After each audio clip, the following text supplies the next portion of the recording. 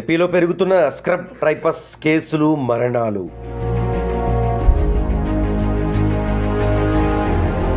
గ్రామీణ ప్రాంతం నుంచే ఎక్కువగా కేసులు. ఆరుబయట నిద్రిస్తున్నారా? పంట పొలాల్లో డ్రైగా ఉన్న చోట్ల నడుస్తున్నారా? తస్మాత్ జాగ్రత్త.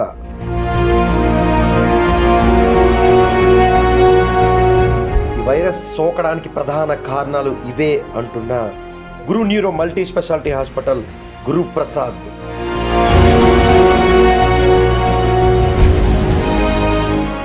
రాష్ట్ర వ్యాప్తంగా వైరస్ కేసులు పెరుగుతూ వస్తున్నాయి. స్క్రబ్ టైఫస్ కేసులు పెరుగుతున్నాయి. వీటి మరణాల సంఖ్య కూడా పెరుగుతూ వస్తుందని చెప్పుకోవచ్చు. ఇలాంటి తరుణంలో వీటిలో ప్రధానంగా రూరల్ ప్రాంతం అంటే గ్రామీణ ప్రాంతంలోనే వీటి కేసులు పెరుగుతూ వస్తున్నట్లుగా వైద్యులు నిర్ధారించారు.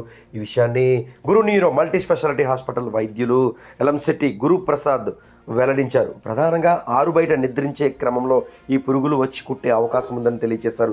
అదేవిధంగా పంట పొలాల్లో అంటే డ్రైగా ఉన్న ప్రాంతంలో ఈ పురుగులు త్రిష్ట వేసి అక్కడికి వెళ్ళినవన్నీ కుట్టే అవకాశం ఉందని తెలియజేశారు. వీటితో పాటు చెక్కలు, ఎక్కువగా వడ్రంగి పని చేసే చెక్కలు, పాత చెక్కలు నిల్వ చేస్తే ఆ చెక్కల్లో కూడా ఈ పురుగులు ఎక్కువగా ఉండడానికి అవకాశాలు ఉన్నాయని, ఇలా 3 రకాలుగా ఈ పురుగులు త్రిష్ట వేసి ప్రజలను వ్యాధిగ్రస్తులుగా మారుతున్నాయని తెలియజేశారు. పొరపాటున ముఖ్యంగా తలనొప్పి, దురద, తలనొప్పి, వాంతులు, ఫీవర్ ఇలా అధికంగా వచ్చినట్లయితే ఖచ్చితంగా వైద్యులను సంప్రదించాలని పేర్కొన్నారు. నిర్లక్ష్యం చేయడం ద్వారా ప్రాణాలు గాలిలో కలిసిపోతున్నాయంటూ ఈ స్క్రబ్ టైఫస్ చాలా దారుణంగా ప్రబలిస్తున్నటువంటి తరుణంలో ఈవెన్ ముఖ్యమంత్రి గారు, ఆరోగ్య కమిషనర్ గారు అందరూ కూడా తగు జాగ్రత్తలు ప్రజలకు వివరించడం జరిగింది.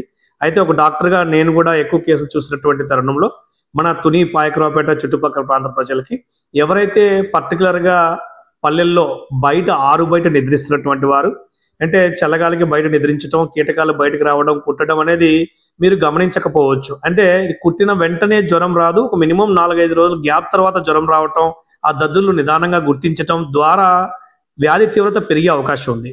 కాబట్టి ఇంటి పరిసరాలు శుభ్రంగా ఉంచుకోండి, తర్వాత బాత్రూమ్స్ శుభ్రంగా ఉంచుకోండి. పర్టికులర్గా పల్లెల్లో ఉన్నటువంటి వాళ్ళు పొదల్లోని గడ్డి దాన్ని ఎత్తుకొస్తున్నటువంటి వాళ్ళు పొదల్లో ఉన్నట్టు పొదలు చుట్టుపక్కల ప్రాంత వాళ్ళు పొలాలకు ఎవరైతే వెళ్తున్నారో ఆ కీటకాల నుంచి జాగ్రత్త పడాల్సిన అవసరం ఎంతైనా ఉంది. కాబట్టి మీరు మినిమం అట్లీస్ట్ బేసిక్ చెప్పల్స్ ధరించటం, పొలాల్లోకి వెళ్ళేటప్పుడు లేదా కొబ్బరి తోటలు చుట్టుపక్కల వెళ్ళేట వాళ్ళు ఇది బేసిక్ ప్రికాషన్స్ పాటించటం, చలికి బయట ఉండకుండా ఉండటం, ఆరుబయట నిద్రించకపోవటం, ఇంటి పరిసరాలు శుభ్రంగా ఉంచుకోవటం, ఈ విషయాలు జాగ్రత్త పడాలి.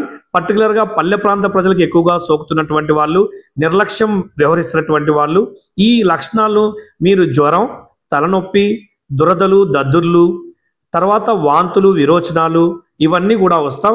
ఆయాసం కూడా వచ్చినట్లయితే అది ప్రాణం మీదకి వచ్చినటువంటి అవసరం వస్తుంది. మనిషి పరాగ్గా మాట్లాడటం, ఈ లక్షణాలు వచ్చినట్లయితే ఇది చాలా తీవ్రతగా ఉన్నటువంటి పరిస్థితులు. అయితే చుట్టుపక్కల ప్రాంత ప్రజలు ఈ విషయాలన్నీ దృష్టిలో ఉంచుకోవటం, పర్టికులర్గా ఆరుబయట నిద్రించకపోవటం, పొలాలకు వెళ్లే వాళ్ళు జాగ్రత్త పడటం, బాత్రూమ్ శుభ్రంగా ఉంచుకోవటం, ఈ బేసిక్ ప్రికాషన్స్. చెట్ల దగ్గర చెట్లు కొడుతున్నటువంటి వీళ్ళు కూడా బేసిక్ ప్రికాషన్స్, చెప్పలు కానీ షూ కానీ ధరించడం జాగ్రత్త పడతారని తెలియజేసుకుంటూ అందరికీ నమస్కారం. చెట్లు పొలాల్లోని కింద వేర్ల దగ్గర ఉండే అవకాశం ఎక్కువ, నీటి నుంచి వచ్చే అవకాశం తక్కువ. దాంతోపాటు ఇది అంటువ్యాధిలాగా ఒకరి నుంచి ఒకరికి ప్రబలించే అవకాశం కూడా తక్కువ. అయితే ఇది చాలా సీరియస్ గా మన రాష్ట్రంలో ప్రబలిస్తోంది. ఇంతకుముందు కూడా ఈ జ్వరాలు ఉండేవి కాదు, ఇప్పుడైతే వ్యాధి నిరోధక శక్తి తక్కువ అవటం, పల్లెల్లో జ్వరం పారాసిటమాల్ వేసుకొని తగ్గిపోతుంది లేదు నిర్లక్ష్యం వహించటం, అందువల్ల ఈ ఎక్కువగా ప్రబలిస్తున్నటువంటి అవకాశం కనపడుతుంది.